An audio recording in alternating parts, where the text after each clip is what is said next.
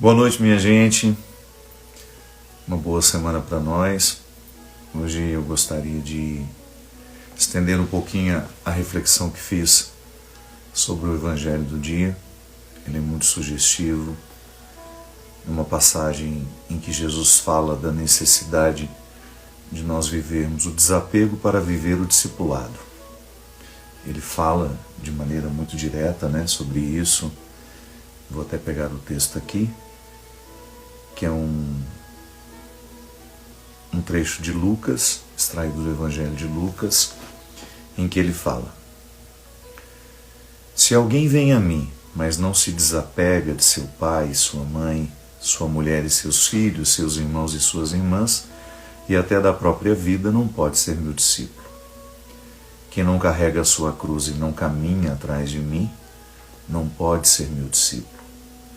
Com efeito, qual de vós, querendo construir uma torre, não se senta primeiro e calcula os gastos, para ver se tem o suficiente para terminar? Caso contrário, ele vai lançar o alicerce e não será capaz de acabar.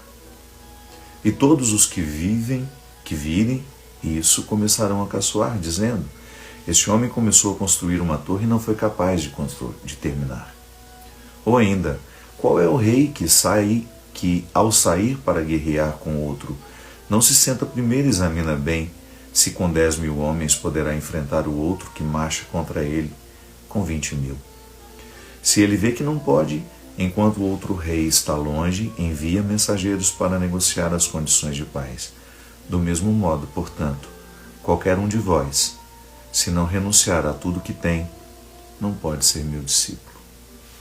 Esta é a palavra da nossa salvação. Eu sei que a cultura do desapego não faz parte da nossa vida. Aliás, nós ocidentais temos quase que um movimento muito contrário, a gente entende que desde muito cedo a gente foi educado para alcançar, para acumular, para conquistar. E dificilmente a gente é preparado para as perdas. É como se nós negássemos uma dimensão da condição humana que não pode ser suplantada. Uma dimensão dela que faz parte o tempo todo, Nós estamos aqui neste momento e estamos vivendo um processo de ganho. Eu estou ganhando muita coisa hoje, eu estou ganhando experiência, eu estou ganhando conhecimento, eu estou ganhando a vida que está aqui ao meu redor, as pessoas que me cercam, mas ao mesmo tempo, no avesso de tudo isso, há um processo de perda que a gente não tem como negar, É uma experiência que faz parte é inerente ao meu processo, mas eu não tenho como. Vou desativar aqui só para a gente, depois eu abro para a gente conversar e trocar umas ideias. Mas é um processo inerente que eu não tenho como evitar.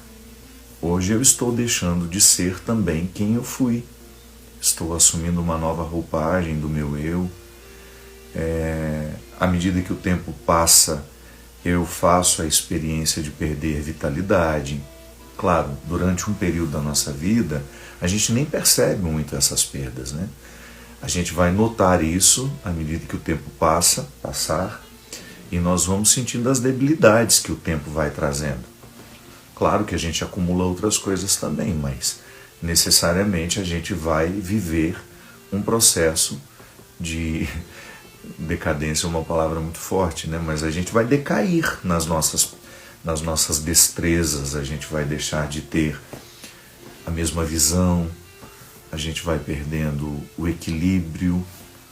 Claro que existem formas de nós retardarmos ao máximo essas perdas, mas o fato é que é inerente ao processo humano o deixar de ser. Mas a gente parece que não... A gente sabe, mas a gente não é muito consciente disso no dia a dia.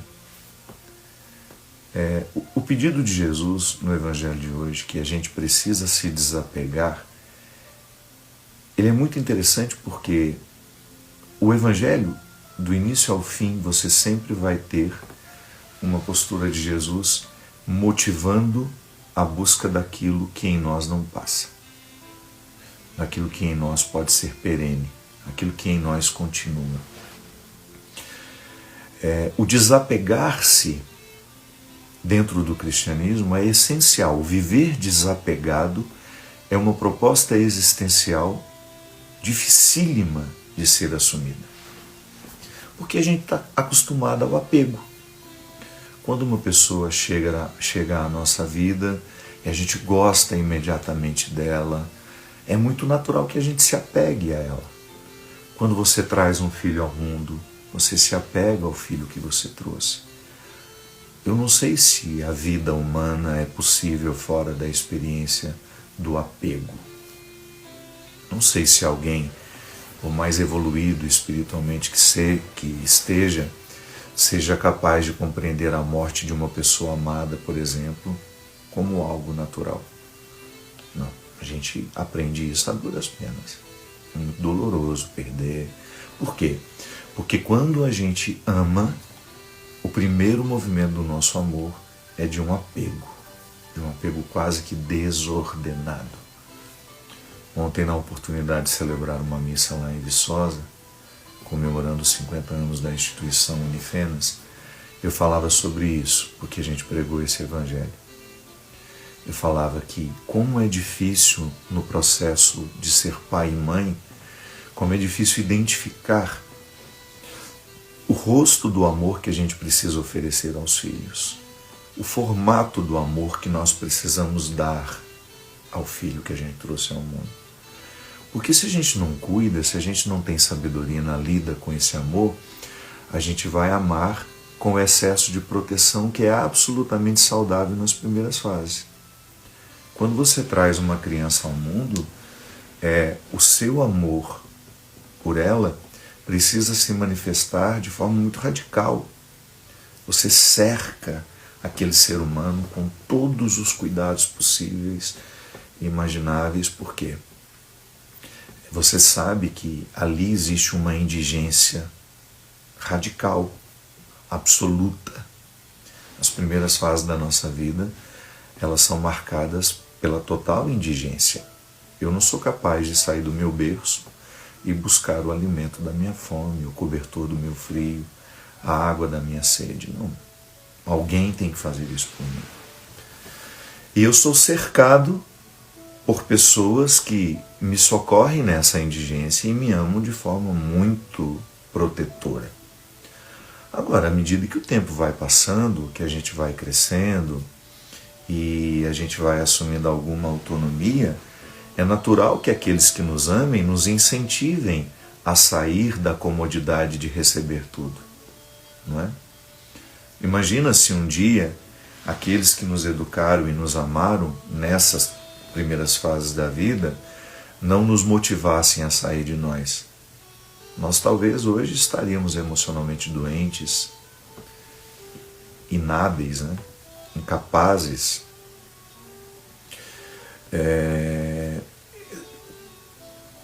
movidos pelas inseguranças que o excesso de proteção provoca em nós.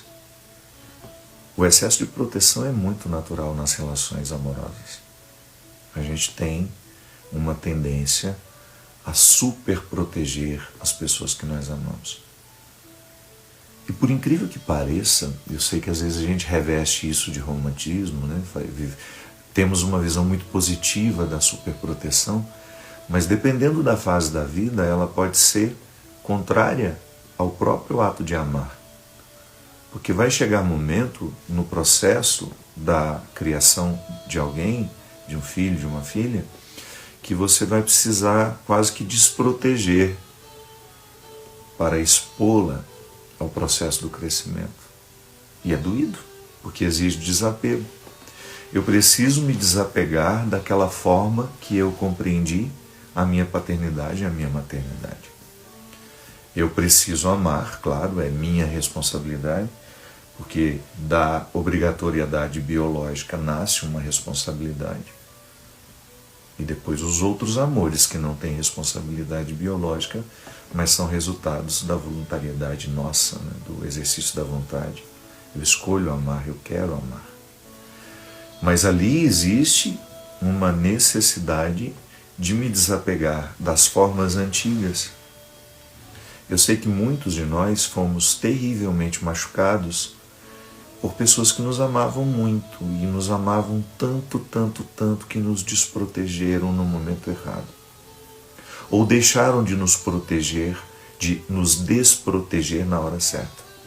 Para que a gente pudesse criar autonomia, para que a gente pudesse buscar as próprias forças. É como um treinamento muscular. O treinamento, quando ele é conduzido de forma inteligente, ele vai recrutando todos os músculos daquela região que você trabalha. O exercício convencional talvez vá recrutar apenas alguns. Um exercício pensado, com uma periodicidade, você vai buscar exercitar todos eles. Aí ganha força, ganha volume, você fica uma pessoa mais resistente. E emocionalmente é a mesma coisa. Quando nós somos estimulados ao treino certo, a gente cria autonomia. E essa autonomia é a grande responsável por nós nos tornarmos depois capazes de assumir a vida, as responsabilidades que nascem naturalmente de ser quem somos.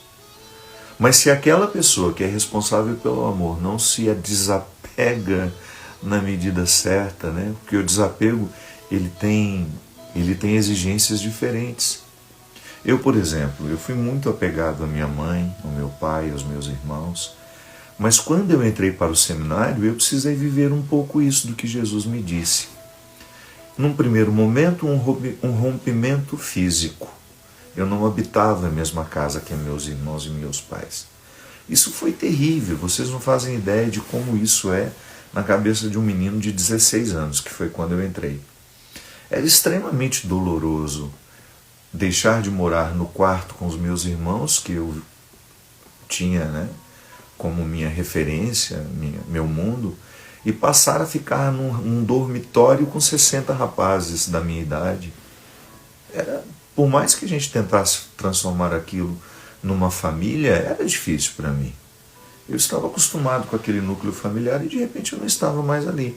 Eu precisei me desapegar. Eu precisei reconfigurar o meu conceito de família, eu precisei reconfigurar o meu conceito de lar, eu precisei transformar o seminário na minha casa. Eu achava interessante que o padre Maurício, que foi o meu primeiro reitor, Maurício Leão, ele é de uma sabedoria, um homem que eu gostaria de ter por perto, assim, para ouvir sempre. Eu me lembro que ele começava a corrigir a nossa linguagem. Quando nós íamos de férias para a casa dos nossos pais, a gente tinha o hábito de dizer, vou para casa, passar férias em casa. Ele nos aconselhava, tenta modificar essa linguagem. Diga que vocês vão para a casa dos pais de vocês, para que vocês comecem a internalizar que aqui é a nova casa. Então, quando eu vou para a casa do meu pai e da minha mãe, eu tenho a tendência de dizer que estou indo para a minha casa, mas não, só por uma questão pedagógica, para eu praticar a regra do desapego, eu começo a dizer, eu estou indo para a casa do meu pai e da minha mãe, porque agora minha casa é outra. É igual quando você se casa. Você deixa de dizer, vou para casa, vou almoçar lá em casa. Não, você vai dizer, eu vou almoçar hoje com os meus pais na casa deles. A sua casa é outra, você construiu uma família. Você precisou se desapegar daquele espaço físico que até então era o lugar da sua identificação. Pode parecer bobo isso, né? Mas é assim que a gente vai vivendo o desapego. E eu me lembro que depois, à medida que o tempo foi passando, eu fui precisando descobrir outras formas de viver o desapego, que talvez seja o mais difícil, que é o desapego emocional.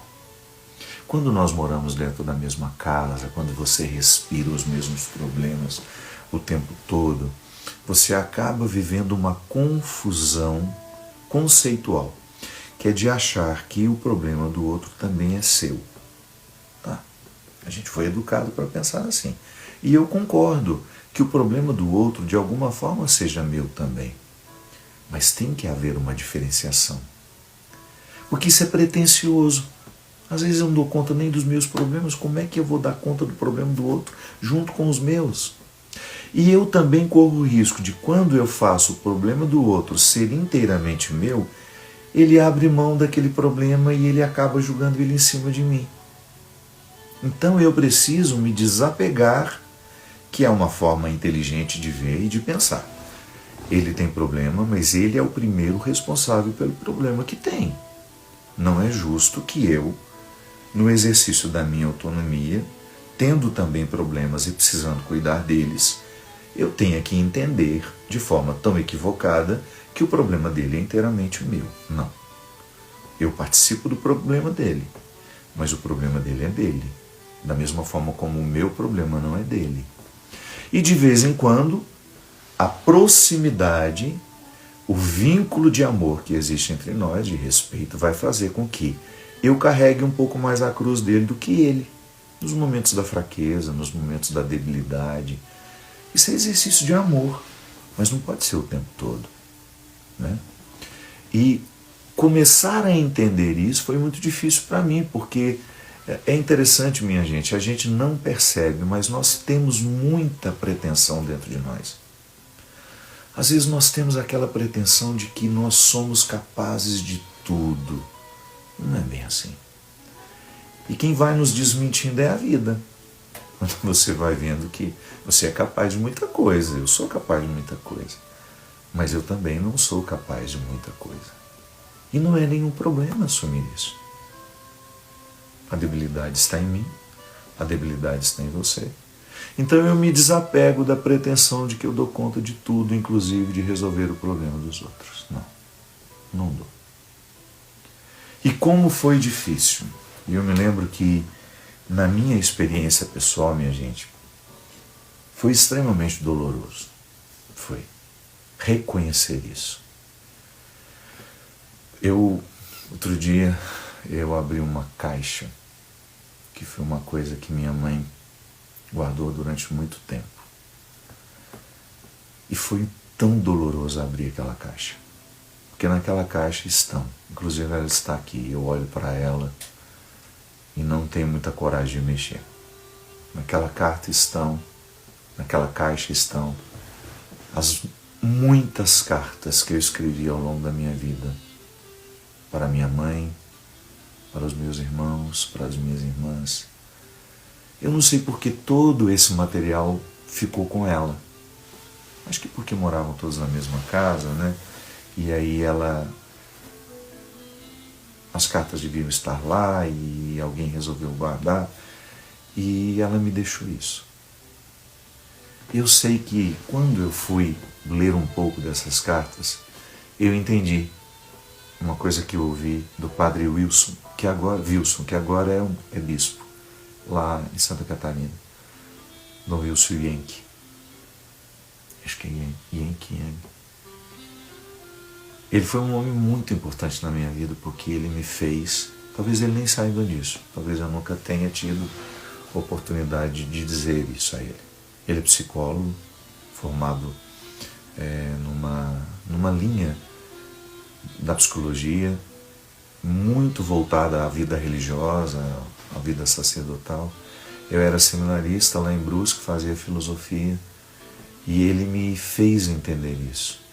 Eu tinha uma ligação muito doentia com a minha irmã, a Cida, que faleceu, porque todos os problemas da Cida eram muito mais meus do que dela. Eu assumia tanto os problemas dela que eu não conseguia ser feliz. Acho que vocês já me ouviram falar nisso, né? Eu tenho uma melancolia natural, eu nunca fui uma pessoa muito extrovertida. Tudo isso que em mim é extrovertido, é para fora, foi resultado de esforço. Eu não sou naturalmente assim. Sou tímido, eu sou aquele que quando chegava nos lugares tremia para dizer uma primeira palavra. Sempre fui assim. Quem me conheceu pequeno sabe que eu não estou inventando isso. Foi o seminário que foi me desinibindo, a vida me colocando no lugar certo, com as pessoas certas. E eu, sempre muito melancólico, tive tendências suicidas em muitas fases da minha vida, de maneira muito especial na adolescência. E quando conheci Dom Wilson, eu ainda era Wilson. Eu falo Wilson porque é o meu bispo aqui. Eu tinha essas tendências suicidas, era muito melancólico, nossa, sabe, demais, assim, eu não via, eu sempre tinha aquele olhar tristonho o tempo todo, e eu sempre via o lado triste das coisas, e eu sabia que era um detalhe da minha personalidade, nunca briguei contra isso, pelo contrário, né, aquilo que me trazia a poesia. Eu era adolescente, eu já gostava de escrever, já gostava de compor, eu gostava de cantar, e eu sabia que eu hospedava a arte e que a arte tem um déficit. É um problema. Eu digo que quem tem a arte em si tem um defeito de fabricação mesmo. Defeito, é uma linguagem, né? Só para dizer que a gente carrega isso com muito sacrifício. É muito doloroso. A melancolia era muito dolorosa. E o Dom Wilson foi muito... Wilson, desculpa, troca de nome toda hora. Ele foi muito preciso em identificar isso. Ele falou, tá certo que é próprio da sua personalidade a melancolia, mas a sua família agrava isso. Eles têm muita ascendência sobre você ainda.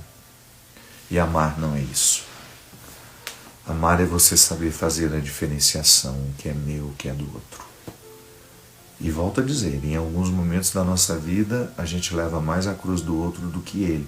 Mas é só de vez em quando. Não pode ser o tempo todo. Não é justo. Não é justo com você. Não é justo com o outro. Quando você percebe que a cruz do outro foi totalmente assumida por você. E eu me lembro, sabe, minha gente, e lendo um pouco daquelas cartas que ficaram com a minha mãe, meu Deus, como isso era uma verdade. Como eu não tinha tempo para resolver as minhas questões. Eu acabei assumindo muito o que era dela e fiquei quase que sem tempo para resolver as minhas questões. E foi muito difícil me desapegar disso, porque eu achava que abrir mão de levar tanto o sofrimento dela seria uma forma de não amá-la, né? Não. São as peças que a nossa mente vai nos pregando, né? Porque eu aprendi uma coisa com a Ziza, e eu sempre repito isso, nem tudo que a gente sente é verdade. A gente não pode confiar inteiramente nos nossos sentimentos. Você precisa levá-lo ao tribunal. Leve o sentimento ao tribunal e faça exatamente a cena do tribunal. Acuse, defenda, para você chegar a um entendimento se aquele sentimento que está ocorrendo, ele é verdadeiro. Se ele tem realmente conexão com a realidade. Ou se ele é um resultado das mentiras que a sua mente, muitas vezes movida pelas suas culpas, pelo seu complexo de culpa que a gente assume em algum momento da vida. O sentimento de culpa é uma ferida no nosso espírito, no nosso cérebro. Não fisicamente, eu estou usando a metáfora. É uma ferida na mente. E quando eu fico sendo regido por essa ferida, eu nunca me sinto merecedor de nada. Era assim que eu me sentia. Por mais que eu reconhecesse os dons que tinha me dado, eu sempre tive bons amigos, eu sempre fui uma pessoa cercada de pessoas que me amam. Uma vez o padre Joãozinho fez essa distinção e eu acho que ele tinha muita razão. Ele falou assim, o Fábio é muito facilmente amado. É da personalidade dele, ele provoca amor onde ele passa, ele tem facilidade de ser amado. E ele precisa aprender a amar, porque quem às vezes é muito amado tem dificuldade de amar. E ele tem razão, eu sempre fui muito amado pelos meus amigos, eu sempre tive amigos muito fiéis, eu sempre tive pessoas que dariam a vida por mim, eu tenho, não posso reclamar. Mas sempre existia aquela tristeza que não me permitia desfrutar do status quo que eu desfrutava, que eu havia conquistado. Aí esse complexo de culpa que muitas vezes nos coloca assim como que irresponsáveis no momento que você se desapega do outro e diz: eu vou continuar te amando, mas eu te amo com uma certa distância. E infelizmente vou ter que diminuir os nossos encontros, vou ter que diminuir os nossos acessos. Quando ele disse isso, claro que ele não falou dessa forma, né? Ele só disse assim: escreva menos, saiba menos. Talvez ela acorde. E realmente, ele tinha muita razão. Claro que sempre fica a culpa. Depois que ela morreu, depois que ela deixou de estar aqui, neste mesmo lugar que eu, sempre me ocorre a culpa. E eu acredito que vocês que estejam comigo agora, que já viveram situações diferentes, sabem, né? Quando alguém vai embora da nossa vida de forma definitiva, inalterável, é impressionante como nós encontramos motivo para a gente se culpar. É impressionante como nós somos cruéis na lida com os nossos sentimentos. Por mais que você tenha amado aquela pessoa, quando ela morre, você teve 1000 motivos para se alegrar ou para recordar com alegria. Você vai lembrar daquele dia que você fez isso, que foi horrível que você fez. Eu não sei como é que o nosso processo mental nos faz tão encarcerados assim. Impressionante. Talvez seja porque nós tenhamos sido educados dentro de modelos muito românticos. E o que eu acho interessante é que em Jesus não há romantismo. É dura, a palavra dele é dura. Quando ele fala, por exemplo, em outra passagem, né? Eu não vim trazer a paz, eu vim trazer a divisão. Isso pode parecer contraditório. Não. É que às vezes algumas situações precisam passar pelo duro processo do enfrentamento. Aí a paz é construída. Porque eu posso muito bem pensar em Jesus como aquele que traz a paz de forma mágica. Não. Como é que pode se resolver a paz na Ucrânia com a Rússia? Conversando, negociando. Não tem como um anjo do céu descer e chegar lá, convencer o Putin disso, daquilo, o presidente da Ucrânia. Não, não é assim que funciona. Os resultados que nós queremos precisam ser construídos. Quem não constrói aquilo que quer alcançar, nem tem o direito de esperar alcançar. Então, quando Jesus diz que ele veio trazer a espada, ele diz: eu vim ensinar a vocês que a paz é o resultado de uma negociação. Dentro das nossas casas, nós não estamos acostumados a viver a negociação e o enfrentamento. A gente está acostumado a gritar um com o outro quando enche a tampa, quando você já aguentou de tudo e está completamente fora do eixo. Aí você grita uns impropérios e fala absurdos e fala até aquilo que você não gostaria, até aquilo que você não acredita. Por quê?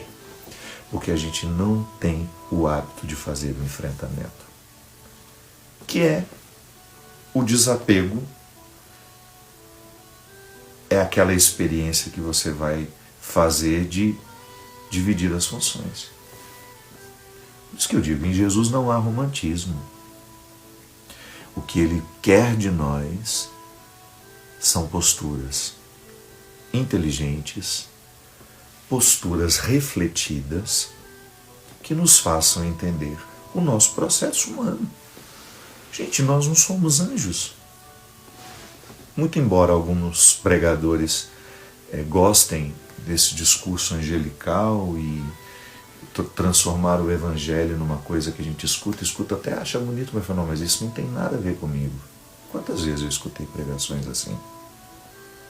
Eu, no dia em que Deus fez sentido para mim, que Ele me envolveu com todas as minhas ambiências, eu falei, opa, o que este Deus quer de mim, como dizia Guimarães Rosa, é coragem, determinação, lucidez, coragem inclusive de perder. Eu sei que muitos discursos cristãos que a gente escuta por aí associam Deus a um senhor que fica atrás de um balcão negociando graças, né? E dando a quem merece, a quem paga o dízimo, a quem faz isso, a quem faz aquilo, a quem tem boas ações. Em Jesus a gente não vê isso. Às vezes transformam o cristianismo numa outra coisa que não tem nem mais Jesus na origem. Em Jesus o que nós temos? Quando ele tem os amigos ricos dele, aquela festa bodas de Caná, por exemplo, quando ele vai à casa de alguém, ele sempre diz que é preciso saber ter. Ele ensina o despojamento aos que têm e também aos que não têm. Porque às vezes a gente pensa ingenuamente que o desapego somente os ricos precisam viver. Não. Às vezes eu, na minha condição de pobre, eu me apego à minha pobreza e a transformo numa forma de chamar a atenção dos outros e de querer a atenção dos outros o tempo todo.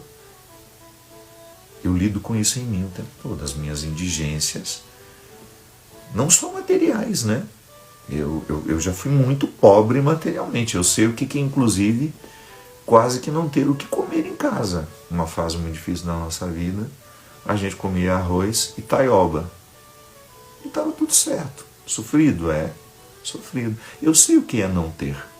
E depois, hoje, eu sei também o que é ter, inclusive com a possibilidade de ajudar a minha família, as pessoas que eu amo, as pessoas que eu não conheço, mas que eu sei que precisam da minha ajuda.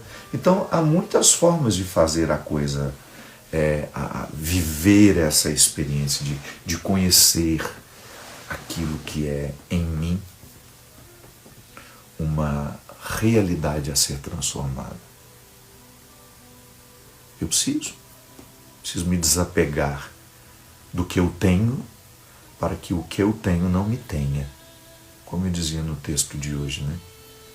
Mas eu também posso me apegar ao que eu não tenho. Olha como é estranho isso e parece contraditório, né?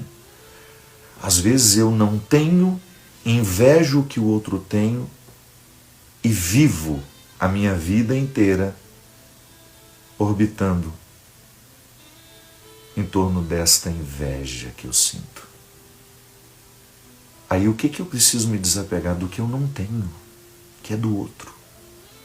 Eu não tenho. Por que eu quero ter? Para ser parecido com o outro? Para ter a visibilidade do outro? Não, não posso. Eu tenho que descobrir o que eu posso ter e construir a minha história a partir do que me é possível. Até do que eu não tenho, eu preciso me desapegar. Às vezes eu vivo apegado ao que eu não tenho, o que eu gostaria de ter. E perco um tempo precioso da minha vida. Inclusive, aqui você pode colocar as relações amorosas. Aquela pessoa por quem você tem uma obsessão. Ela nem sabe que você existe. Mas você tem obsessão por ela. E você imagina uma vida com ela. Desapegue-se disso. Ou aquela pessoa que você gostaria de ter a amizade dela e você bajula, bajula, bajula, bajula, bajula. E ela não está nem um pouco interessada em você. E não é problema. Simpatia não se compra. Quem disse que todo mundo tem que gostar da gente? Quem foi que inventou essa história que nós precisamos ser amados por todos? Também é uma necessidade de me desapegar. me desapegar da pretensão de ser amado por todos. Não sou. Não serei. Nem Jesus o foi. Nem Jesus foi. Então eu preciso me desapegar da ideia de que aquela pessoa precisa me dar atenção, de que aquela pessoa precisa me ouvir, que aquela pessoa precisa namorar comigo, de que aquela pessoa precisa se casar comigo. Não. Essas coisas a gente não determina pelo outro. Ou o encontro acontece e as partes se realizam, ou não. Então eu tenho que ficar sondando a minha vida para perceber o que na minha vida é um apego. O que na minha vida é uma realidade que eu precisaria soltar, sabe? Tem uma cena bonita do filme A Missão, não sei se vocês já assistiram, tem uma trilha sonora lindíssima, que inclusive escuto sempre que eu posso. O filme se chama A Missão.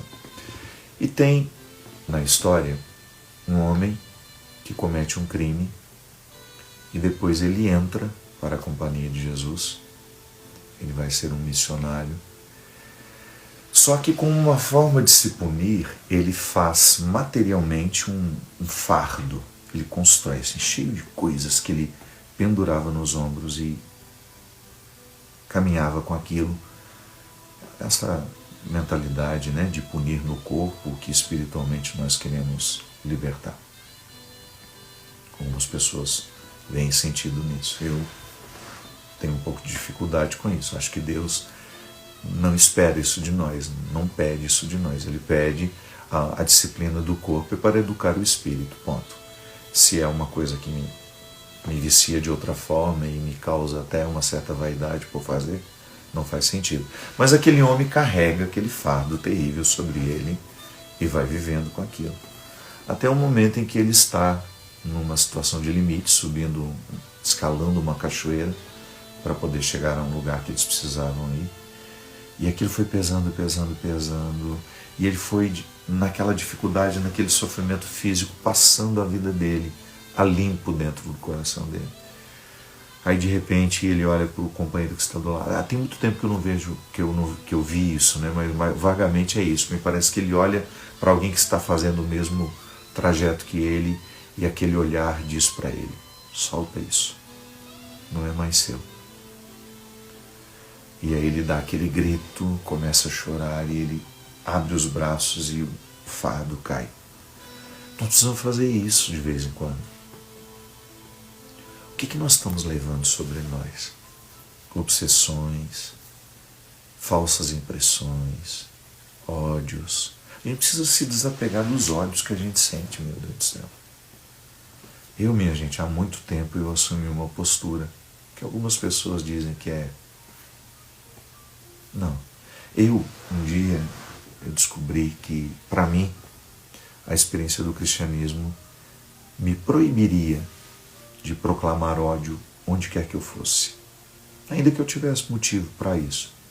Quantas vezes eu sou atacado, as pessoas que não gostam de mim, né, encontram um motivo para ficar, e às vezes até de forma muito cruel, fazem julgamentos, pessoas que nem sabem quem eu sou, né, me vê naquilo que eu tenho de vida pública, me acusam de tantas coisas, e eu cheguei à conclusão de que eu não alimentaria nenhuma espécie de movimento de ódio.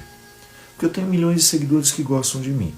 Você já imaginou se eu expor uma pessoa, por mais que ela tenha me machucado, por mais que ela tenha me magoado, ao movimento dos seguidores que me amam, que nem sempre é um movimento amoroso e caridoso, eu estaria numa contradição. Então, claro, se eu precisar dar uma resposta oficial a alguma coisa, eu farei.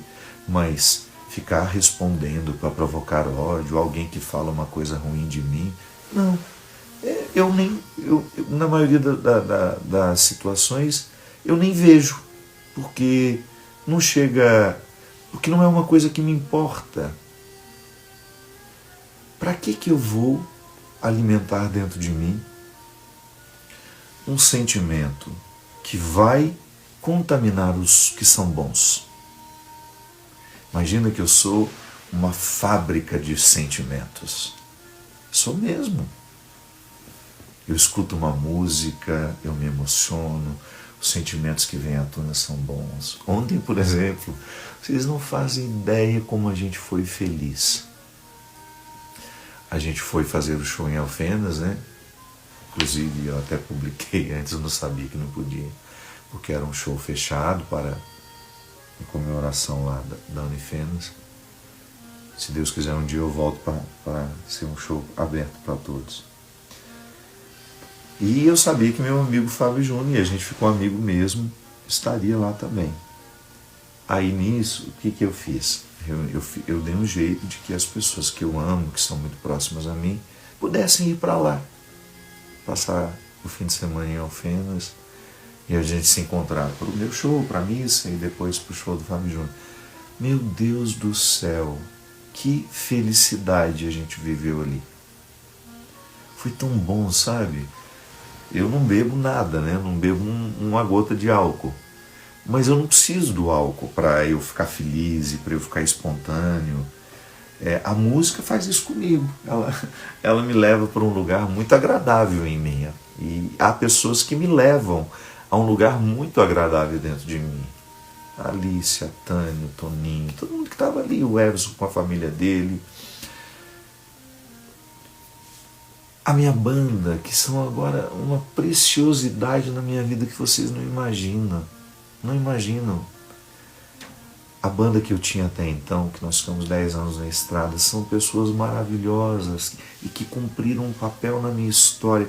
Eu sou eternamente grato a cada um que trabalhou comigo até então.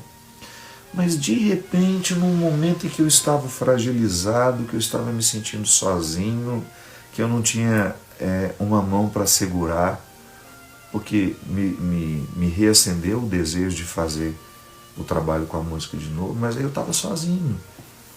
Quem até então estava comigo tinham seguido outros caminhos, estavam fazendo outras coisas. O Maurício foi de uma nobreza de alma, Maurício Piaçarotto, porque a princípio nós teríamos duas bandas, uma banda no Nordeste e a outra banda aqui no Sudeste. A banda no Nordeste é essa que atualmente está comigo, e depois aquela que sempre estaria comigo. Aí quando o Maurício viu, né, nós fizemos os primeiros shows lá no Nordeste, ele comunicou assim ao Alexandre, que é o empresário: fala para o padre ficar tranquilo,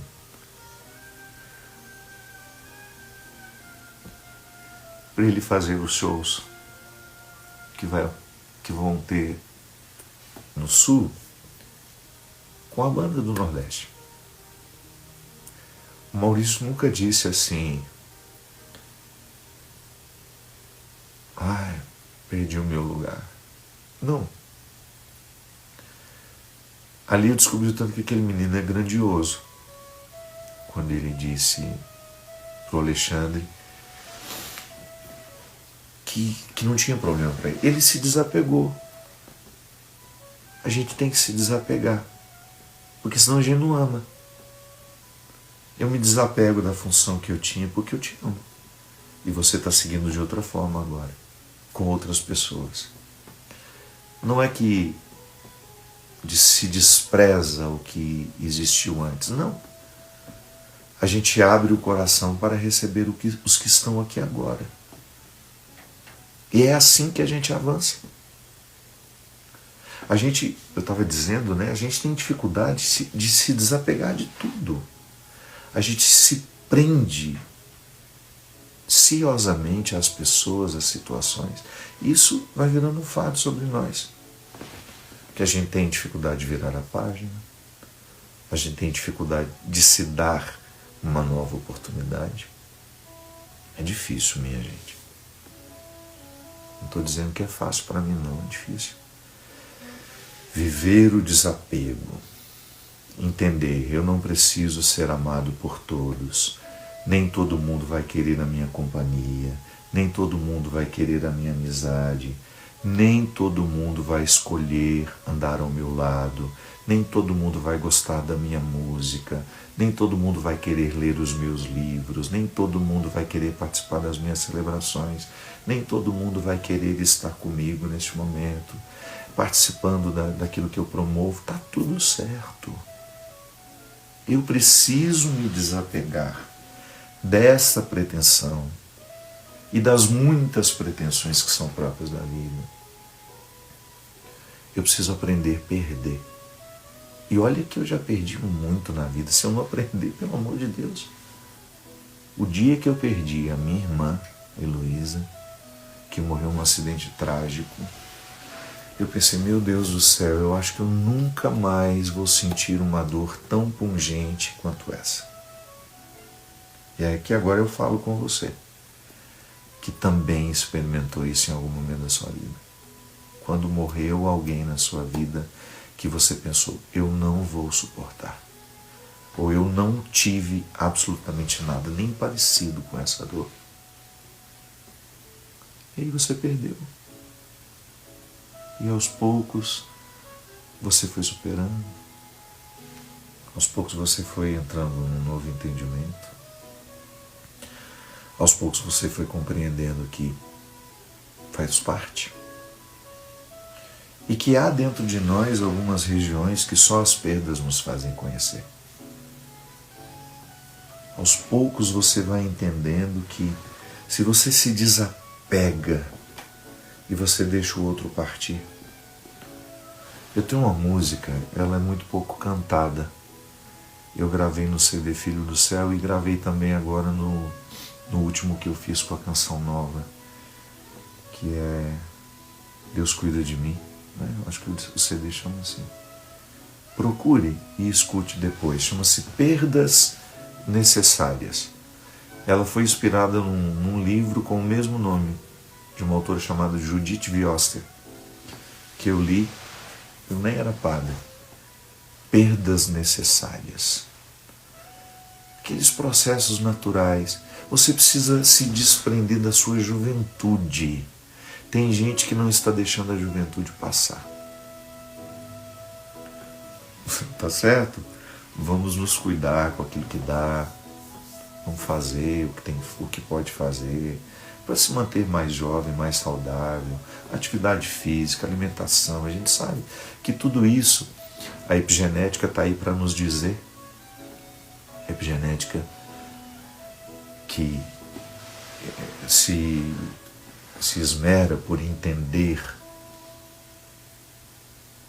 a manifestação genética, aquilo que nós temos com o estímulo da vida, né? O estilo de vida.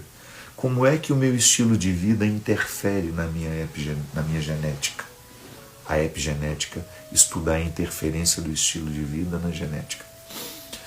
Aí então eu sei que eu tenho uma propensão a ter doenças cardiovasculares. Tá bom, meu pai teve, minha mãe teve, meus avós tiveram. Eu sei que eu estou aí com quase 90% de possibilidade de ter. Aí o que eu vou fazer? Eu vou viver de forma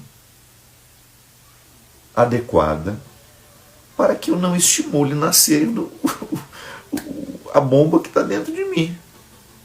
Agora, se eu viver acendendo o pavio da bomba, comendo comida gordurosa, me entupindo de açúcar, não fazendo nenhum movimento com o corpo para exercitá-lo, um aeróbico que seja, uma corridinha, uma volta na praça, o que vai acontecer? A genética vai falar mais alto e eu vou certamente desenvolver o problema cardiovascular. O estilo de vida, ele pode nos dar até mais de 10 anos de vida. A maneira como nós vivemos pode sim dificultar a manifestação daquilo que geneticamente nós temos. O estilo de vida nos salva, ou o estilo de vida também nos condena, nos mata. Eu preciso me desapegar o tempo todo para o entendimento do que eu sou. Preciso me desapegar do tempo que eu não tenho mais, dessa juventude que já foi. Já sou um jovem senhor. E desfruto dos benefícios deste tempo, da maturidade que a idade me trouxe. Mas não posso ficar inimigo da minha idade. Eu não posso ser inimigo do meu estado atual.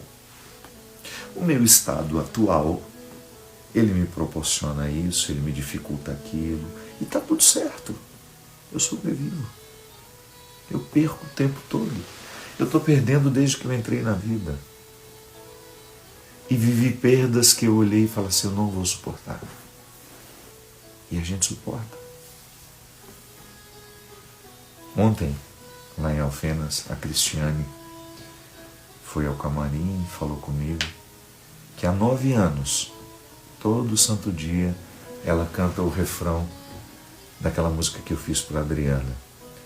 Quando a solidão doeu em mim, quando o meu passado não passou por mim, quando eu não soube compreender a vida, tu vieste compreender por mim. Quando os meus olhos não podiam ver, tua mão segura me ajudou a andar. Quando eu não tinha mais amor no peito, teu amor me ajudou a amar. Quando os meus sonhos vi desmoronar, me trouxeste outro para recomeçar.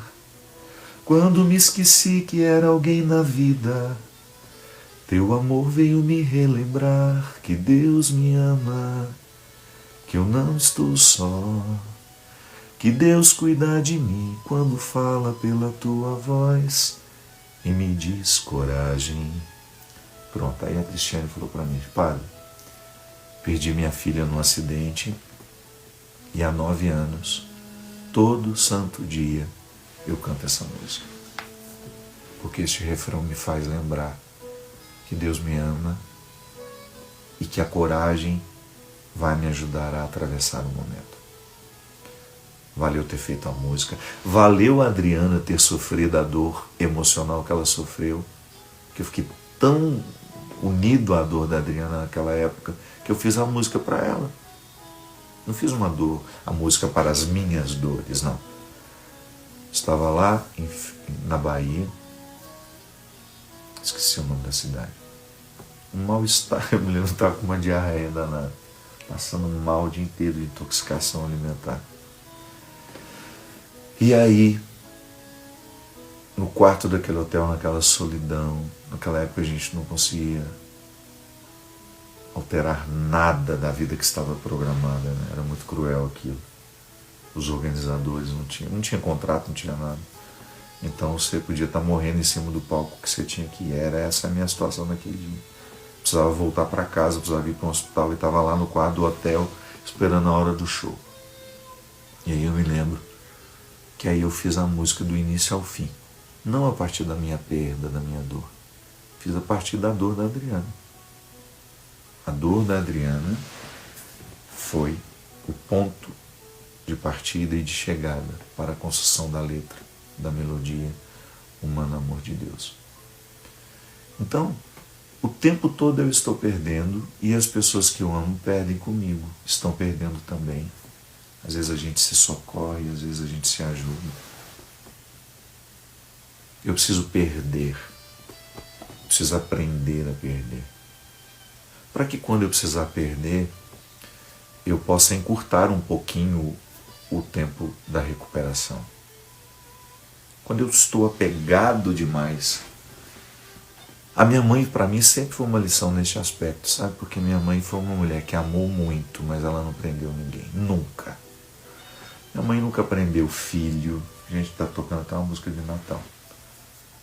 Pelo amor de Deus, deixa esse Papai Noel escondido um tempo. Quero ver a cara dele por enquanto não. Estamos em setembro já, né? Jesus amado. Parece que foi ontem. Uma vez eu tive um surto natalino, não sei se vocês já tiveram esses surtos, de sair para comprar uma árvore de Natal. Pois é, eu vi uma árvore na casa da Jaque, minha amiga lá em Belo Horizonte. Eu tive um surto natalino e coincidiu que eu tinha uma viagem para Orlando. A gente ia ter um show lá, uns shows. Menina, eu entrei dentro daquela loja de Papai Noel, tem uma loja lá naquela região, de Natal que fica aberta o ano inteiro e tocando aquelas músicas de Natal o tempo todo lá dentro. Eu lembro que isso era junho, julho, uma coisa assim. E eu fui enchendo os carrinhos, fui enchendo os carrinhos. De repente, minha gente, eu tinha comprado uma árvore de quase 5 metros de altura. Como aquilo chegou no Brasil, como aquilo chegou aqui, isso tem muitos anos já, tem uns 10 anos. Eu não me lembro mais como chegou. Eu sei que fizemos tudo certinho, transportadora, pagamos o imposto, tudo, e a árvore chegou. Meu pai de misericórdia, aí para montar aquela árvore, vocês não fazem ideia. A gente ficou tudo espetado. Ele começou de manhã e foi até no final do dia. A Teca, coitada. Você olhava para ela, parece que ela ia ser uma baiana no salgueiro, de tanto glitter que tinha nela. A Tânia. Todo mundo coberto de purpurina.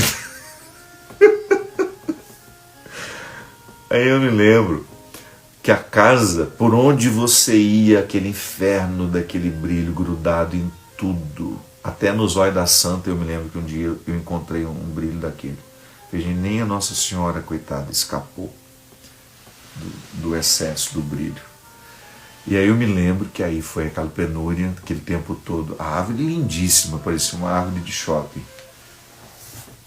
Aquela árvore linda que dava assim gosto de olhar para ela, mas parecia que ela soprava o brilho dela para todo lado.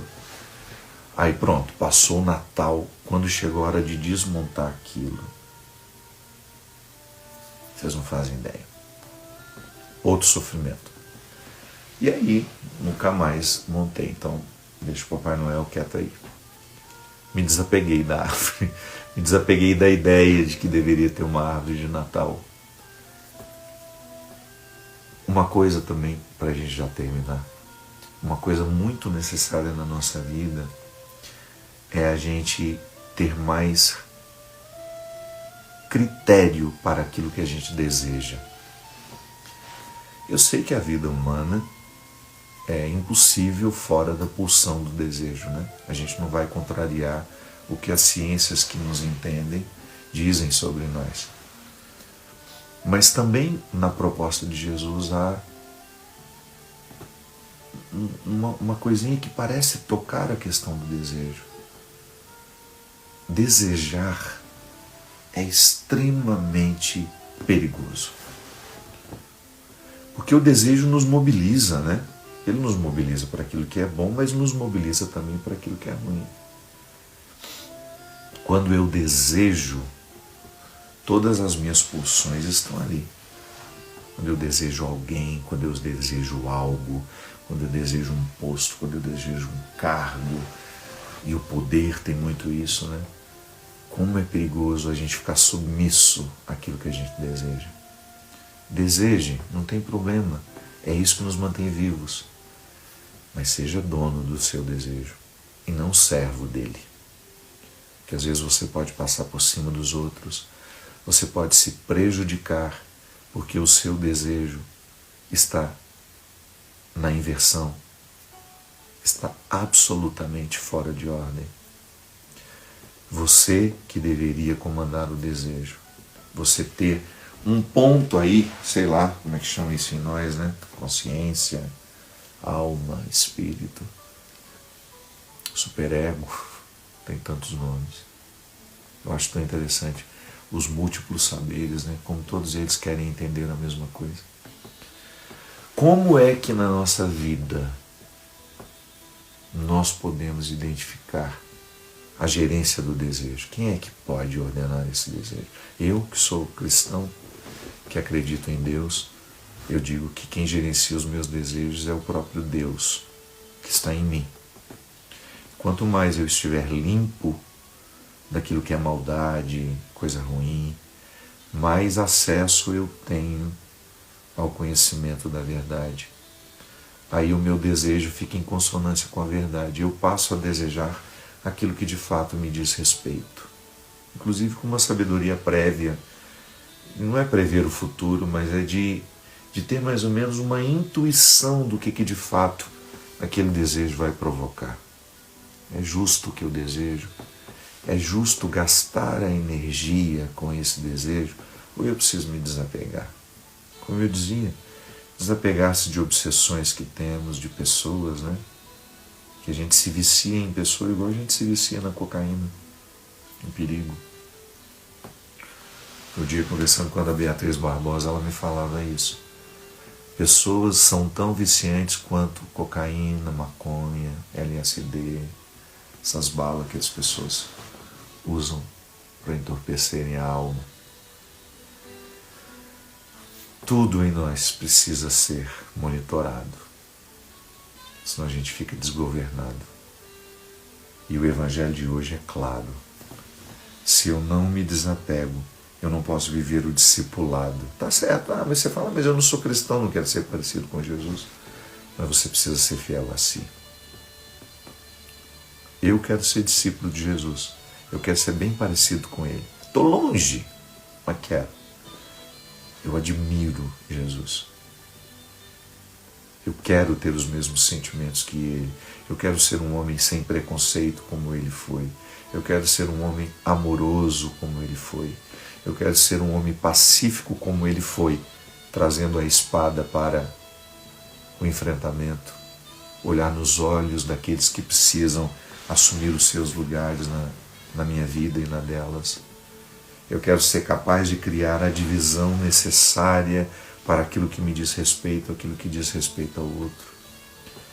Eu quero.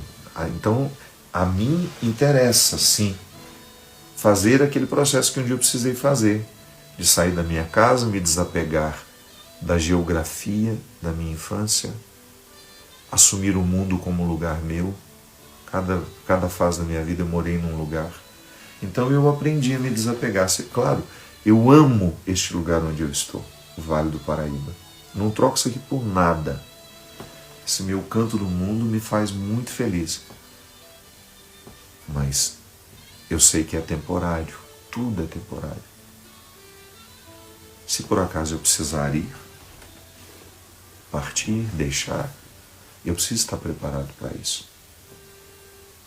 Porque eu quero ter esta postura que o Evangelho de hoje me sugere. Me sugere desapego, me sugere resignação, simplicidade. Não posso querer conciliar o cristianismo de Jesus. Há muitos aí outros que são conciliáveis. Eu não posso conciliar o cristianismo de Jesus com os excessos. Então, até aquilo que eu tenho não pode me ter. Aquilo que eu tenho precisa ser para multiplicar na vida dos outros. Alegrias, felicidade. Como ontem, aquele show do Fábio Júnior, aquelas músicas que a gente sabe cantar todas de cor, aqueles amigos reunidos e eu com a nítida percepção de que aquele momento estava valendo a pena. De que eu não trocaria absolutamente nada nem ninguém. Estavam ali exatamente as pessoas que eu queria que estivessem. Claro, algumas outras também que o senhor pudesse trazer e colocar, mas estavam ali. Eu não fiquei lamentando quem não foi. Eu olhei para os que estavam comigo, para os que escolheram estar comigo. E foi muito bom o que eu vivi. E também já passou. Ficou o registro bom e eu me desapeguei já. Não posso me apegar nem às alegrias. Imagina, ficar aquela pessoa eternamente apegada ao que foi, ao que deixou de ser. Não. É essa liberdade que precisa nos caracterizar como discípulos de Jesus. Hoje estamos aqui, estou neste cargo, estou nesta função, estou feliz, muito bem, obrigado. Mas se amanhã eu precisar mudar os rumos de tudo isso, eu preciso estar preparado. E a mística do desapego é que faz isso com a gente. É ela que nos capacita. É ela que nos dá o direito de viver, né, a vida com qualidade, de apreciar o que a vida hoje está nos dando. É isso, minha gente. Precisamos fazer mais vezes, né? Tem gente que já está lendo o livro. Inclusive eu estou com um livro aqui, ó. Eu acho que a gente pode, ao longo dessa semana, ter uma conversinha sobre ele, se vocês quiserem, se vocês estiverem dispostos. Foi lançado esta semana. Quantos eus que não são meus. Às vezes a gente se torna quem a gente não deveria, às vezes a gente abre mão de quem a gente deveria ter sido, às vezes a gente vive muito sob a expectativa dos outros, né? Às vezes a gente fica distante da nossa essência. Este livro é uma reflexão sobre isso.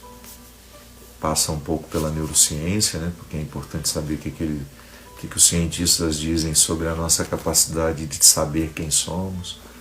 Passa um pouquinho pela filosofia, pela psicologia e também pela espiritualidade. É isso, minha gente. Muito obrigado. Muito obrigado pela companhia de vocês. Foi sem avisar, sem nada. E a gente teve tantas pessoas passando por aqui. Eu espero que a nossa conversa tenha sido boa, tenha feito alguma coisa boa por você, que é isso que a gente quer. Toda prosa, né? Toda prosa precisa ser construtiva. Aqui uma pessoa fez uma pergunta aqui que eu achei interessante. Ó. Qual a diferença entre o desapego e a desilusão? Na verdade, a desilusão é um estado de conhecimento, né? Que é quando você ajunta as peças do entendimento e você chega à conclusão de que aquela realidade não existe. Então você se desilude, você desfaz a ilusão. E o desapego é o processo que você vai viver depois. Tá bom, eu me desiludi, cheguei à conclusão de que aquilo que eu imaginava não corresponde à verdade. E aí você vai viver depois o processo do desapego, que é uma espécie de reconciliação com aquilo que havia provocado em você, né? Um sofrimento. Você se desiludiu e naturalmente a gente sofre. E eu até costumo dizer que se tiver que se desiludir, desiluda-se com vez, com força, de vez, sabe? Eu preciso, quando tem uma situação que não me pertence, que não me diz respeito, eu não posso ficar alimentando esperanças. Tem gente que é muito assim. Tem gente que é maldosa. São personalidades assim, que você precisa tomar muito cuidado. Um exemplo. Às vezes você é apaixonada por uma pessoa que não te quer, não faz questão de você. Mas de vez em quando ela te dá uma cutucadinha assim, te dá, sabe, aquele fiozinho de esperança. E aí aquilo vai fazendo com que você nunca se desencante. É uma pessoa que de alguma forma usa de uma certa maldade para poder acabar tendo, né, uma janela aberta na sua casa para que ela possa entrar quando quiser te objetificar. Isso acontece muito. São pessoas que têm uma facilidade enorme de manipular outras sem que isso cause um óbice de consciência ou um incômodo. Tem muita gente assim, emocionalmente tem muita gente doente que manipula outras pessoas com as forças da sedução. O Robertinho Marçal, meu baterista, colocou ali, terra seca essa gente. A gente está vendo muitos vídeos da pastora Nadir e ela chama o povo de terra seca, língua bifurcada. Aliás, a pastora Nadir é uma pessoa interessante. Ela acredita em tudo o que ela diz, ela tem muita convicção. Você pode não concordar com ela, e eu sei que ela virou motivo de chacota para muita gente, mas a pastora Nadir acredita em cada palavra do que ela diz. Ela não é uma pessoa que está dizendo o que não acredita, porque o charlatão é aquele que não acredita em nada do que diz, mas diz. Então, a diferença é essa, eu me desiludo e depois eu me desapego. Não é garantia de que as coisas acontecem assim, né? Eu vou viver a desilusão e ela é benéfica e é preciso intensificar a desilusão. Às vezes, quando a gente não intensifica a desilusão, fica uma pontinha do cordão, sabe? Que às vezes você puxa e traz toda aquela coisa que já deveria ter sido sepultada à tona. E não pode. Desiludiu-se? Desilude-se de vez. Se depois houver um outro reencontro com aquela pessoa, que seja de outra forma, que seja a partir da realidade e não das ilusões. Desapegar dos bens materiais ou emocionais, os dois desapegos são necessários. E é interessante porque dá-se uma impressão de que desapego dos bens materiais significa que você vai jogar tudo fora, que você vai vender tudo e não ter mais nada. Não. A não ser que seja uma opção também, não é nenhum problema você fazer isso. Olha, eu quero viver com menos.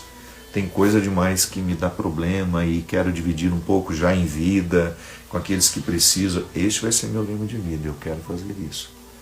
Eu quero deixar as pessoas que eu amo bem. Não quero esperar morrer para isso, não. Então, o desapego aos bens materiais significa você desapegar-se do significado que a matéria tem e que aprisiona. É você compreender a matéria como um instrumento para provocar alegrias, para provocar solidariedade, para provocar amor, e não para causar um status, uma satisfação. É impressionante como nos dias de hoje o bem material ele é muito usado para a promoção da autoimagem. Tem muita gente que tem, não é porque quer ter, é porque precisa ter. Porque acha que a sua valia como pessoa está muito associada ao fato de ter. Então, não basta eu ter um sofá confortável, eu tenho que tirar foto desse sofá, eu tenho que publicar, eu tenho que mostrar para o maior número de pessoas que eu tenho um sofá, eu preciso colocar no outdoor que eu tenho um sofá lindo, branco, dentro da minha sala, e eu preciso fazer propaganda do que eu tenho, porque quando eu faço propaganda do que eu tenho, de alguma forma alivia a carência que eu sinto, o sentimento de como é que chama isso? De inferioridade que eu carrego. Então, é muito perigoso quando eu instrumentalizo a matéria e a transformo quase que numa forma de validação de quem eu sou. Não, pelo amor de Deus. Aquilo que nós temos materialmente, resultado do nosso trabalho, que não seja resultado do roubo, do engano, da injustiça, da corrupção, resultado do seu trabalho, você trabalhou por isso. Você acha que Deus não abençoa o resultado do seu trabalho? Pelo amor de Deus. Deus abençoa tudo que nós colocarmos diante dos olhos dele. E ele vai nos ensinar a ter. É por isso que, quando eu faço o exercício de entender o valor do que eu tenho, aquele que eu tenho não me aprisiona, ele me liberta. Agora, quando eu não compreendo o valor do que eu tenho, ele me aprisiona. E dificilmente eu vou saber usufruir o que tenho. Então, o fruto do nosso trabalho, aquilo que você construiu ao longo da sua vida, pode ser a casa mais simplesinha do mundo, minha gente. Se ela é um resultado do seu trabalho honesto, você acha que Deus não está abençoando isso? Ou pode ser uma casa linda que o seu dinheiro lhe deu. Transforme a sua casa linda num lugar de alegria.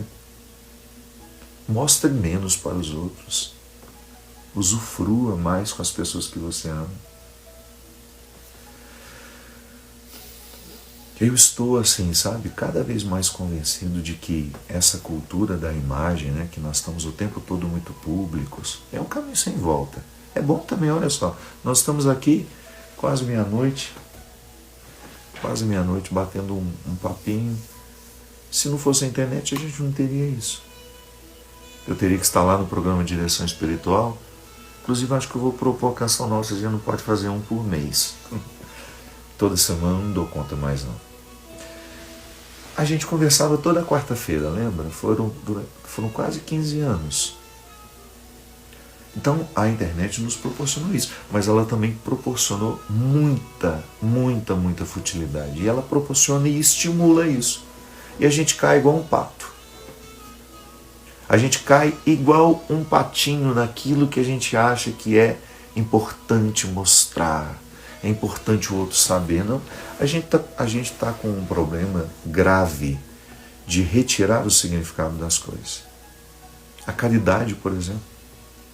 Eu faço caridade porque é um valor em si, ou eu faço caridade porque isso me dá visibilidade? Por que eu tenho necessidade de mostrar todo o bem que eu faço? Eu filmo tudo que de bonito eu faço pelo outro. Cuidado, é um perigo. Não quero fazer julgamento, pelo amor de Deus. Cada um sabe de si. Eu não escolho fazer. E quando eu divulgo a caridade, eu procuro divulgar dos outros. Porque eu tenho muito medo do incenso. O incenso da vaidade. Eu já sou vaidoso demais para procurar outras coisas. E quando eu falo que eu sou vaidoso demais, é daquilo que vocês sabem de mim. Graças a tudo aquilo que eu entendo, eu não me sinto no direito de me sentir melhor que ninguém. Mas ninguém mesmo, minha gente. Eu já disse muita asneira, de desmerecer a dor do outro, de achar que aí não, hoje não. Eu estou em outra fase da minha vida e agradeço a Deus por ela. Deus que me livre de achar que eu sou melhor que alguém. Não sou. Isso não é lugar de padre, isso não é... O que você está fazendo com aquelas pessoas? Elas não são, eu não sou melhor que elas, por que eu não posso estar lá? Eu vou ficar... Jesus viveu o mesmo problema. Algumas pessoas às vezes veem os meus amigos, né? Como é que você tem coragem de ser amigo desse cara? Pois é. Ele que deveria não ter coragem de ser meu amigo. Quando alguém fala uma coisa ruim de mim, lá no meu interior, ai meu Deus do céu, ela pensa isso de mim. Aí vem a voz da sabedoria e fala assim comigo: ela não sabe nem metade dos seus podres, deixa ela... Não se incomode com isso. É verdade. Quando uma pessoa fala mal de mim, eu falo, ela não sabe quase nada. Se eu puder contar para ela o tanto de coisa ruim que eu já fiz na vida. É assim que funciona. Um dia eu li em algum lugar que é preciso compartilhar o que é bom para incentivar outras pessoas, e fez todo sentido. É só cuidado para isso não ser um motivo da caridade, para alguém incensar. Eu estou dizendo que essa é a minha escolha, não precisa ser a sua, mas eu acho que quando você descobrir o bem que está acontecendo pelo mundo, divulgue do outro. Porque você tem o risco de transformar a sua caridade numa vaidade. Isso que é perigoso. É muito perigoso. Quando eu transformo a minha caridade no outdoor, eu corro o risco de perder boa parte dos benefícios que ela me trouxe. Agora, quando eu vejo a caridade da Vó Tutu, por exemplo, que está lá na Brasilândia, aquela comunidade pobre em São Paulo, fazendo pães para a multidão, pobre, dando talvez o único alimento daquelas famílias.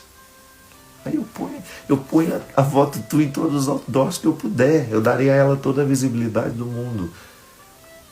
Mas eu acho que a Vó Tutu, quando não sente necessidade de fazer isso, ela sente necessidade de pedir ajuda, mas ela não fica se incensando. Perigoso, não é? É um caminho difícil. Viver é muito perigoso, minha gente. E não tem fórmula pronta não, viu? Se você não quiser acreditar em nada do que eu disse, está tudo certo também. Você vai construir a sua verdade. Eu estou aqui fazendo uma partilha do que eu acredito.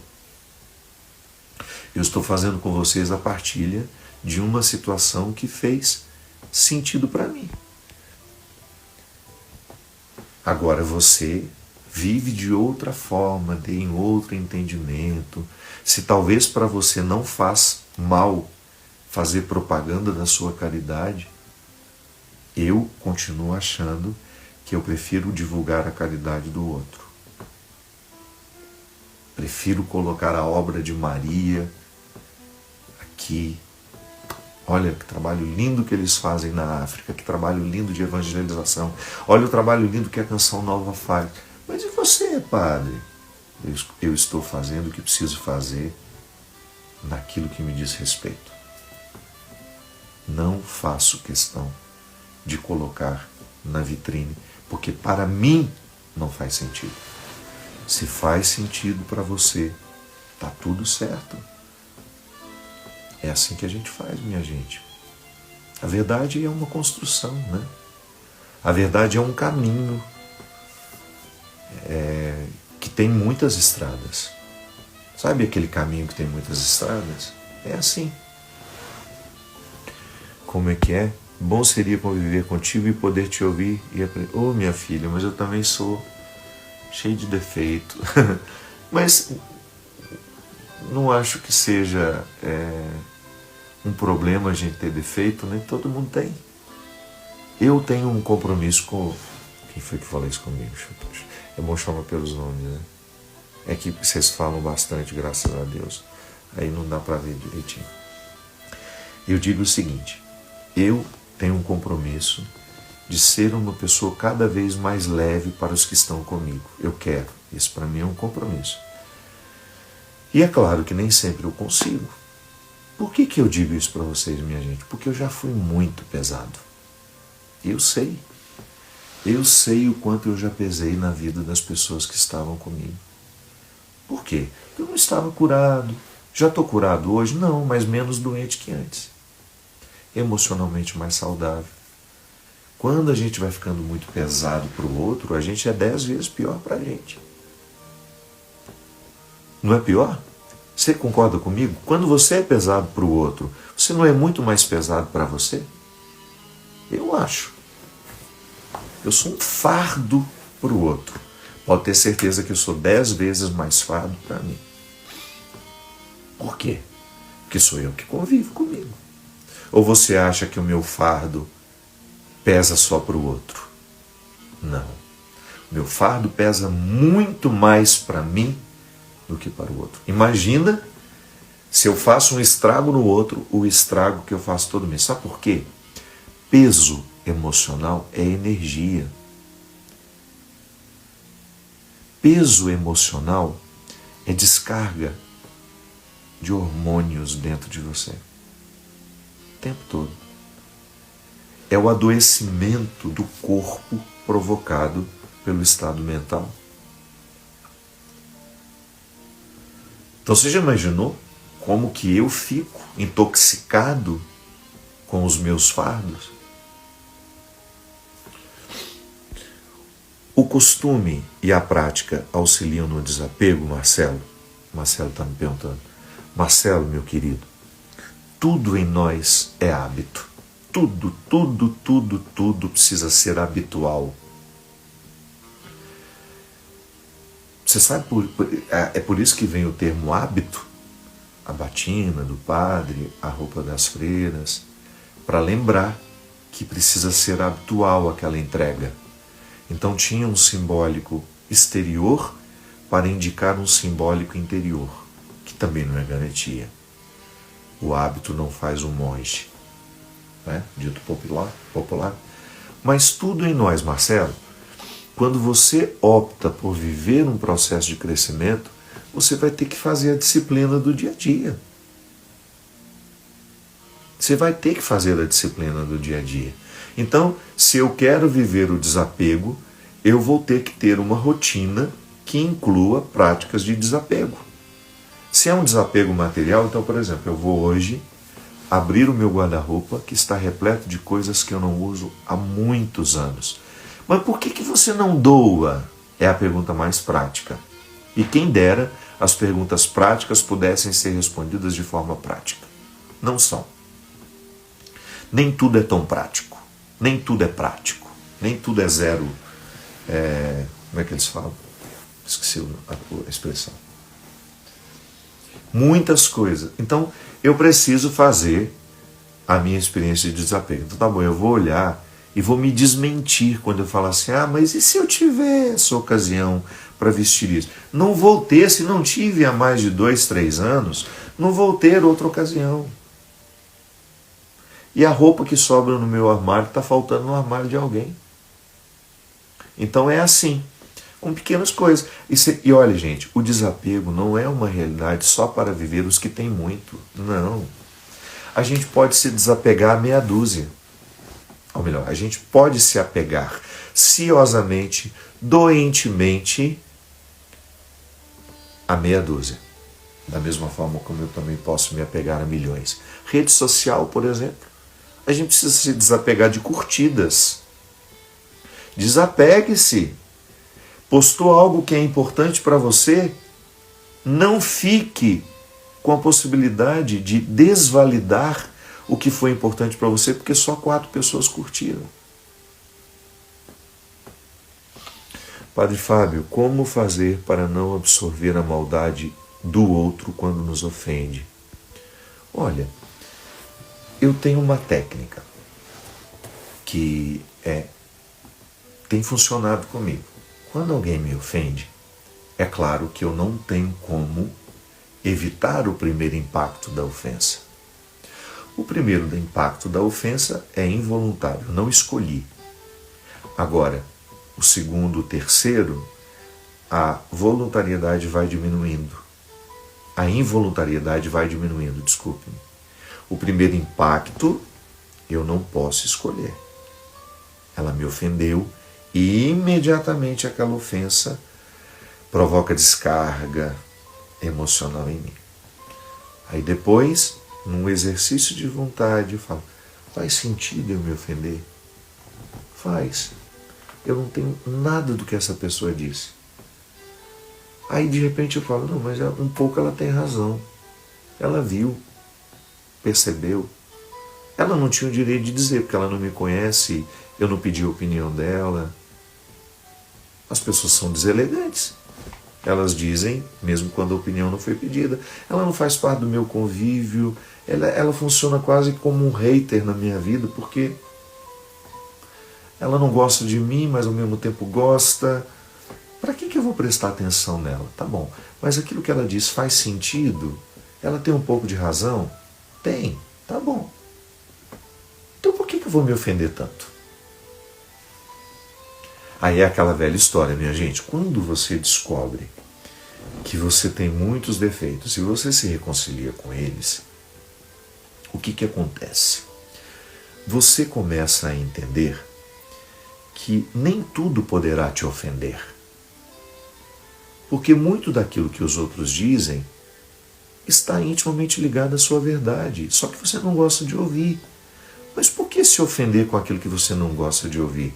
Não é mais fácil você ouvir e dar um pouco de razão àquele que está dizendo e usar daquilo que o outro disse como um caminho que você pode trilhar para tentar corrigir um pouquinho daquilo que ele acusou?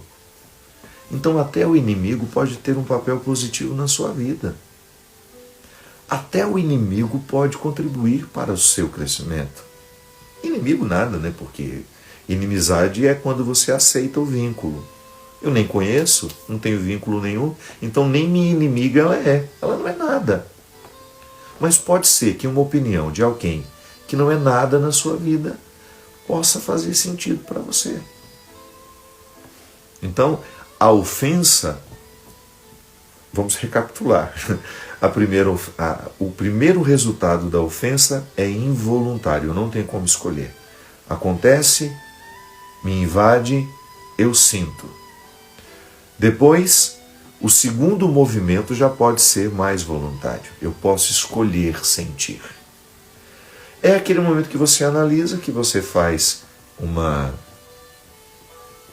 reflexão sobre o que foi dito e você vai chegar a entender se aquilo que ela diz tem motivo para te ofender ou não. Na boa parte das vezes, minha gente, não faz sentido se ofender. porque nós somos todos iguais, os nossos defeitos são muito parecidos. E aquele defeito que ela está acusando em você, porque ela vê nela o tempo todo também, é que a gente não tem coragem de dizer. A gente não tem coragem de dizer. Quando a pessoa te chama de hipócrita, é porque ela reconhece a hipocrisia nela também. Ou você acha que ela é uma santinha? Que ela faz tudo certo? Você tende a olhar para o outro que te ofende como alguém que está magnífico e perfeito. Nada. Todo mundo é igual. Todo mundo é igual. Deixa de bobagem de achar que você é pior que os outros. Você pode ter detalhes da sua personalidade que dificultam mais. Mas todo mundo que fica dizendo o que quer, sobretudo aqui hoje, né? Essa coisa de comentários abertos. Isso é a mesma coisa que você abrir a sala da sua casa e dizer: olha, vem aqui e gritem o que vocês quiserem. Isso é loucura. É uma neurose. A gente não faz isso com os outros. Você abre a sala da sua casa e deixa todo mundo entrar e gritar o que quiser. Não, porque você tem respeito pela sua casa. Mas rede social é uma sala constantemente aberta. A gente está convivendo com isso. Padre, onde que estão os ensinamentos de Jesus Cristo nas suas palavras, as citações bíblicas? Ô meu querido, quem que é? Samuel. A gente começou com o Evangelho, não sei se você chegou só agora, mas nós falamos de Jesus o tempo todo. É que quando a gente fala de Jesus, a gente fala de nós também. Quando a gente fala de nós, a gente fala das ciências que nos entendem. A Bíblia não pode ser descontextualizada. A palavra de Jesus é existencialista, sabe? Então, às vezes, quando vocês me veem falando de questões humanas, entendam que a religião, para mim, faz sentido assim. Tem outros padres que falam só de Jesus, só da Bíblia, e você pode seguir e está tudo certo. Às vezes não é o outro que está errado, é a gente que está no lugar errado. Discurso religioso, Samuel, a gente escuta quando repercute dentro de nós. Se não está repercutindo para você, é porque a minha palavra não é para você. É assim que funciona a vida, meu filho. Não perca tempo comigo, vai ouvir outro padre. Vai ouvir um padre que fale daquilo que você precisa ouvir. Aqui os meus seguidores já estão acostumados a me verem misturar a palavra de Deus com a vida. Eu só sei ser padre assim, porque eu queria, ao longo da minha vida, encontrar padres que falassem assim comigo. E eu encontrei. Padre Léo me ensinou a ser padre assim. Então, e tá tudo certo. Você não gostar do meu jeito de me expressar, não é nenhum problema. O que eu não posso é bancar ser um outro só para lhe agradar. Não. Porque Deus me fez livre para ser como sou. Quando Deus me chamou, Samuel, Ele me chamou com as minhas qualidades e com os meus defeitos. Quando Ele me convidou a ser padre e eu aceitei, eu trouxe toda a minha bagagem humana, a minha vida. E assim você é com os outros também. Você também vai encontrar pessoas que não vão gostar do seu jeito de ser. Só mude, Samuel, se você achar que o outro tem alguma razão. Só mude, Samuel, se você achar que o outro está dizendo algo que faz sentido para você. Se não, meu amigo, vira a página. É assim que funciona. Foi o seu modo de ser que me trouxe até o Senhor. Que bom, fico muito feliz. Fico muito feliz porque eu acho que a vida religiosa, ela, num primeiro momento, ela pede identificação com o pregador.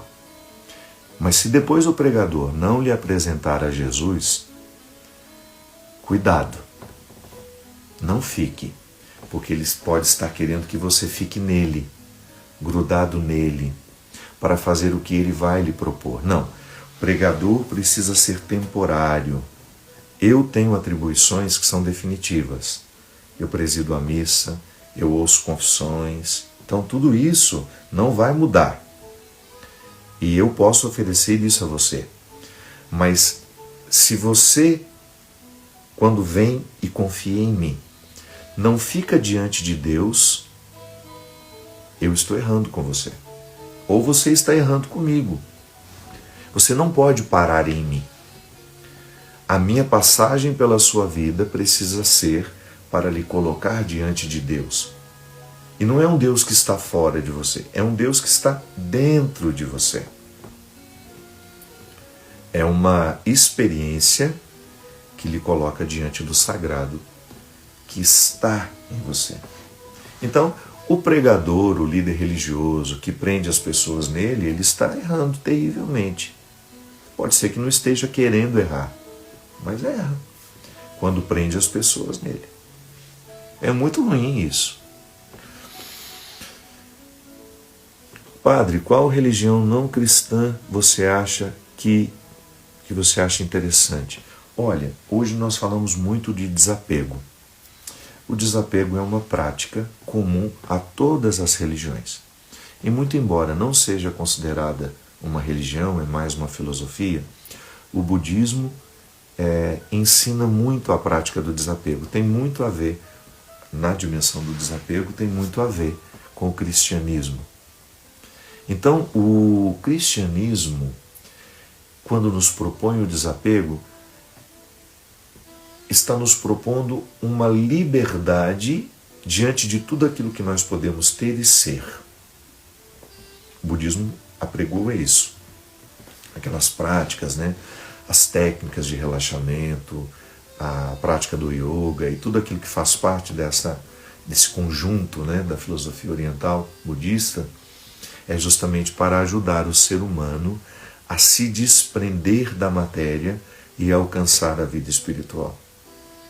Nós, cristãos, nós temos alguns prejuízos, porque nós temos muitas vezes uma religião excessivamente materialista. E nós precisamos ter a vida espiritual muito presente, porque não faz sentido ter uma religião e não ser espiritual, né? Então a espiritualidade é o sopro que nos faz ficar de pé diante da vida, diante dos problemas, diante das situações. Então tudo isso é importante. Eu ter uma postura religiosa que seja também espiritual, que às vezes não é garantia. Sou religioso, mas não sou espiritual. E também acontece, sou espiritual, mas não sou religioso. Às vezes tem gente que tem vida religiosa intensa, não tem nenhuma espiritualidade. Às vezes você encontra uma pessoa que tem pouca vida religiosa, mas já evoluiu tanto, já chegou a um entendimento tão nobre das coisas, das pessoas, da própria condição humana, já está lá, metade do caminho, muito mais do que nós, às vezes, que somos religiosos e ficamos penando para poder aprender alguma coisa. Aí você vai dizer o quê? Mas como é que você explica isso? Não tem explicação. Deus dá, Deus tira, Deus faz, Deus acontece. E pode ser que aquela pessoa tenha tido situações na vida que ela soube viver bem e entender, né, que fizeram com que ela pudesse avançar e crescesse muito como pessoa. Salva esta live? Não sei, é possível salvar uma live de quase 2 horas? Se for possível, ficará. Aí depois vocês...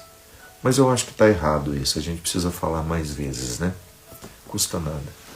Se vocês têm disposição de estarem aqui 1h10, tenho certeza que teriam disposição para estar num horário mais confortável e a gente conversar de vez em quando. Faz bem para mim também, minha gente. Escrevam uma coisa. Eu não digo a vocês nada que eu não precise ouvir. Eu nunca quero ser alguém que fica dizendo aos outros fórmulas de bolo que ele nunca fez, receitas que ele nunca experimentou. Se eu estou dizendo para vocês alguma coisa, é porque de fato eu acredito e faz sentido para mim. Vocês podem observar que eu não faço questão de ficar dando muita opinião sobre tudo, que às vezes eu nem me sinto capacitado para fazer. Então, naquilo que é específico da minha vida, eu sou padre, e tudo aquilo que eu faço na minha vida desde o livro que eu escrevo, até as músicas que eu componho, as palestras que eu dou, ainda que seja no mundo corporativo. O conhecimento que as minhas faculdades me deram, eu sempre faço de tudo para que seja algo que de fato eu acredite e que eu diria para mim. Então aquilo que eu digo para vocês é porque eu digo para mim todo santo dia. Sou um homem frágil, tenho defeitos, muitos defeitos, erro em pontos que eu tento corrigir, continuo errando do mesmo jeito, mas sou insistente. Um dia eu descobri que Deus não é um privilégio dos santos, Ele é um direito dos pecadores. E eu me assumo pecador, não é com vergonha, não. Eu me assumo porque esta é a minha condição. Não preciso ficar dizendo quais são os meus pecados, mas eu sei quais eles são. Os meus pecados eu conto a quem eu confio, preciso desabafar. Não acho que ficar contando os pecados publicamente possa nos salvar de alguma coisa. Às vezes pode até banalizar a própria experiência. Também não tenho medo deles, são meus. Tento superar no dia a dia, né? E é isso. Muito obrigado pela companhia de vocês, viu? Muito obrigado mesmo. E a gente, inclusive dia 6 de setembro, a gente vai ter uma live, eu acho que deixa eu ver o horário que é, com o meu querido Marcos Montenegro. Se você quiser assistir, Marcos é um grande agente de artistas no Brasil, trabalha muito a formação do artista, e escreveu um livro sobre isso. E aí a gente vai ter às 20 horas no dia 6 de setembro. Tá bom? E qualquer coisa a gente aparece aqui para a gente conversar um pouquinho mais. Obrigado, minha gente, que vocês tenham, que nós tenhamos, né? Uma semana abençoada, uma semana de muita qualidade, que nós tenhamos uma semana de luz, de paz, que você leve a paz por onde você for. O mundo está conturbado, as pessoas estão muito odiosas, e se a gente entrar neste movimento, a gente se perde. Não sejamos o que o movimento quer que a gente seja. Façamos a diferença. Vamos bloquear o ódio onde a gente puder. Obrigado, minha gente. Fiquem com Deus.